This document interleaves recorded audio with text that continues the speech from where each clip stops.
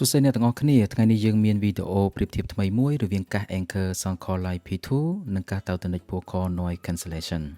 ដែលវាជាប្រភេទកាសដែលមានជើងវែងនិងការទុកដាក់កាសក្នុងប្រអប់ស្រដៀងគ្នាតម្លៃវិញក៏ប្រហាក់ប្រហែលគ្នាទៀតអញ្ចឹងខ្ញុំក៏យកវាទាំងពីរមកប្រៀបធៀបឲ្យអ្នកទាំងអស់គ្នាបានដឹងងាយស្រួលសម្រាប់ចិត្តថាតើយើងគួរតែទិញមួយណាយកមកប្រើប្រាស់ជាប្រចាំថ្ងៃតោះទៅមើលក្នុងប្រអប់បន្តិចតើមានអ្វីខ្លះយើងឃើញថា SoundCore Live P2 នៅក្នុងប្រអប់មាន eartip 4គូនិងខ្សែសាក USB-C មួយចំណែកឯ Taotronics PureCore វិញក្នុងប្រអប់មាន eartip តែ2គូទេនិងខ្សែសាក USB-A ទៅ USB-C មួយដូចគ្នាផងដែរដូចយើងបានឃើញលើប្រអប់ស្រាប់ហើយ SoundCore Live P2 នៅលើកាសថាមពលប្រើបាន7ម៉ោងទាំងប្រអប់ទៀតប្រើបាន40ម៉ោងតែមិនបានបញ្ជាក់ថាបើកម្រិតសំឡេងប៉ុន្មានទេអញ្ចឹងដើម្បីឲ្យកាន់តែច្បាស់ខ្ញុំក៏បានធ្វើតេស្តជាមួយនឹង Playlist Easy Hit ដែលមានចម្រៀង100បទស្មើនឹង6ម៉ោង38នាទីដែលខ្ញុំបើកសំឡេងត្រឹមតែ 50% ឃើញថាកាសនៅតែមិនទាន់អស់ថ្មទៀតដោយវានៅថាមពលប្រហែលជា 30% ទៀតដែលអាចឲ្យខ្ញុំស្ដាប់បាន21បទទៀតមុននឹងវា say goodbye អញ្ចឹងសរុបសេចក្តីមកថ្មវាប្រើបាន7ម៉ោង50នាទីប្រហែលជា121បទជាមួយនឹងកម្រិតសំឡេង 50% តែបើយើងបើកសំឡេង 100% បុកបាសខ្លាំងថ្មវាក៏ទប់បាន6ម៉ោងដែរអញ្ចឹងវាពិតជាមិនឲ្យអ្នកដែលគាត់ចូលចិត្តស្ដាប់ចម្រៀងខកបំណងឡើយហើយវាក៏មានមុខងារសាកថ្មរហ័សផងដែរដោយយើងដាក់កាសសាកនៅក្នុងប្រអប់ត្រឹមតែ10នាទី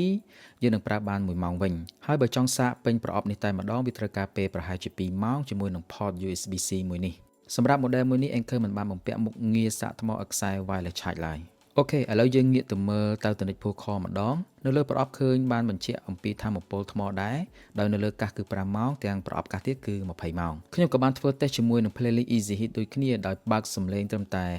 50% ឃើញថាថាមពលថ្មវាប្រើបានដល់ទៅ6ម៉ោងតែបើយើងបើកសំឡេង 100% វិញថ្មវាប្រើបានត្រឹមតែ4ម៉ោងប៉ុណ្ណោះ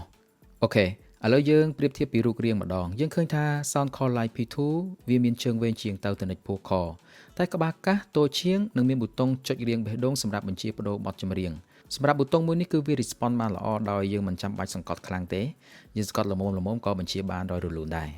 សម្រាប់ PureCore វិញគឺប្រើ touch បញ្ជាហើយ touch នេះគឺពេញមុខងារល្អណាស់បងប្អូនដោយយើងអាចធ្វើការតម្លើងសំឡេងចុះឡើងបដូរបទចម្រៀងទៅមុខទៅក្រោយនិងប្រើ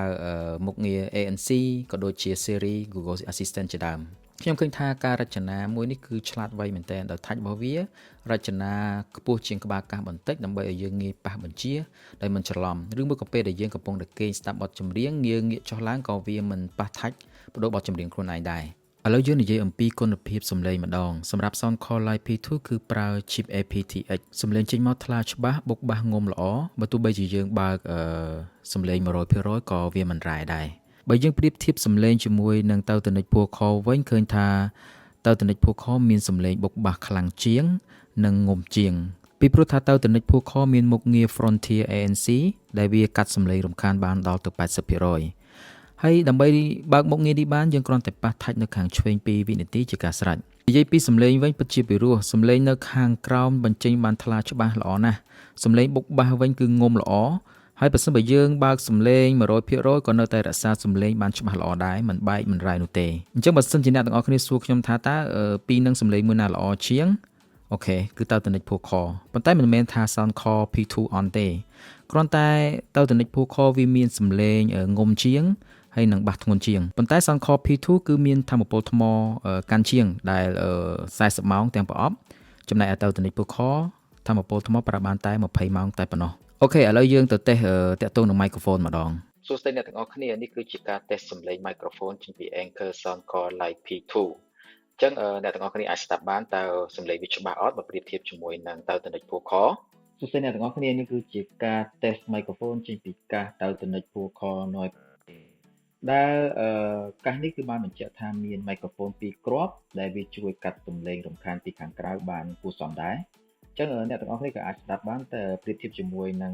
SoundCore Live P2 មួយណាក៏បានជាងសម្រាប់ microphone យើងស្ដាប់មើលឃើញថា Anker SoundCore Live P2 គឺ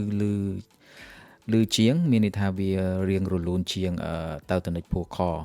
ប៉ុន្តែ Taotronics PureCore គឺកាត់សំឡេងរំខានបានច្រើនជាង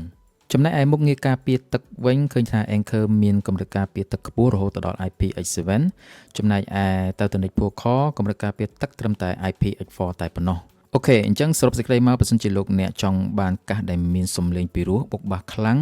បើទោះជាបើកសំឡេងខ្លាំងកប់ប៉ុណ្ណាក៏នៅតែពីរោះ